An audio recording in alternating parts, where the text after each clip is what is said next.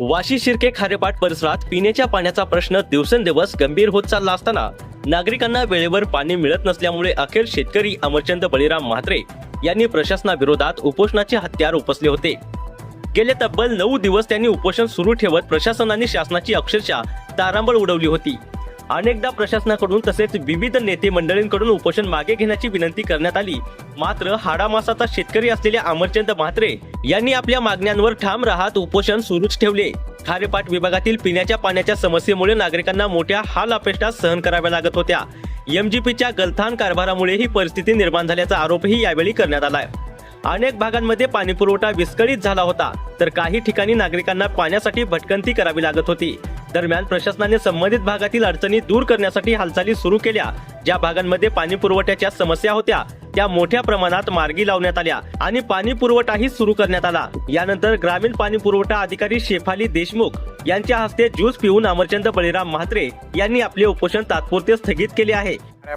पाटातील पाण्यासंदर्भात जे माझं आज उपोषण 9 दिवस आहे ते आता मी स्थगित केलेलं आहे। प्रशासनानं सांगितलं आहे की 4 दिवसामध्ये पूर्ण खारेपाट विभागाला मुबलक पाणी शेवटच्या टोकापर्यंत मिळणार आहे। त्याप्रमाणे आज त्यांची जी कृती आहे ती प्रत्यक्ष मी पाहत आहे आणि त्यांनी ते चालू केलेलं आहे।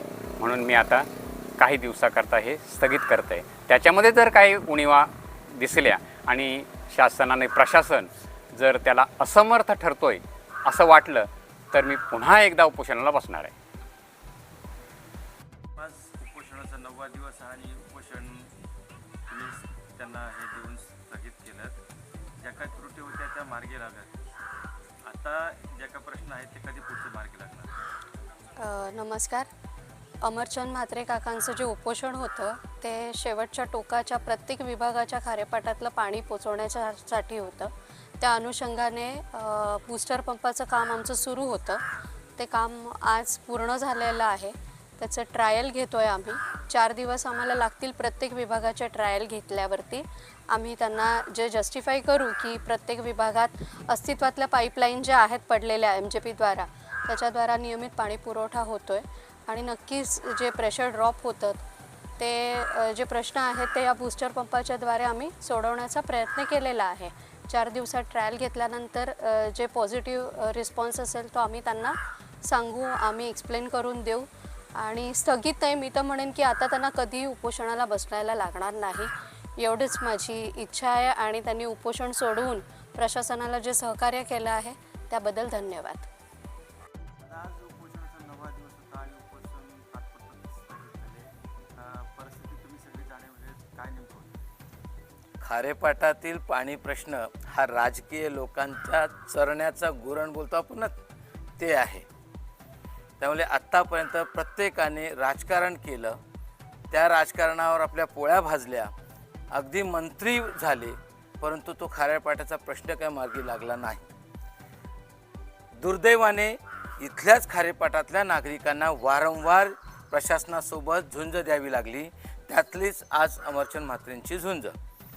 आणि काही अंशी अमरचंद म्हात्रे म्हणा किंवा इथला खारेपाटातला ग्रामस्थ नागरिक तहानलेला माणूस हा थोडासा यशस्वी झाला असं म्हणता येईल, परंतु ही अतिशय प्रशासकीय दृष्टीने किंवा लोकप्रतिनिधींच्या दृष्टीने शर्मेची बाब आहे असं मी म्हणेन की हे काम तुम्हाला करायचं होतं पण तुम्ही करू शकला नाहीत, तुम्ही सपशेल अपयशी ठरलेला आहात आणि शेवटी इथल्या खारेपाटातल्या नागरिकालाच त्याचं पाण्याची तहान भागवण्यासाठी रस्त्यावर किंवा आपला जीव मुठीत घेऊन इथे उपोषण करावं लागतं।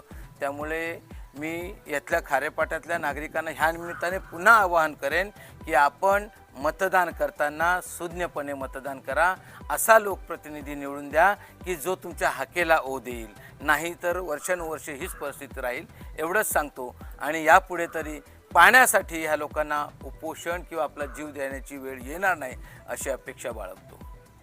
मात्र भविष्यात पुन्हा पाणी पुरवठ्याचा प्रश्न निर्माण झाल्यास आंदोलन अधिक तीव्र करण्याचा इशाराही यावेळी देण्यात आलाय। न्यूज कट्टा एक्सप्रेससाठी रायगड जिल्हा संपादक संजय गायकवाड।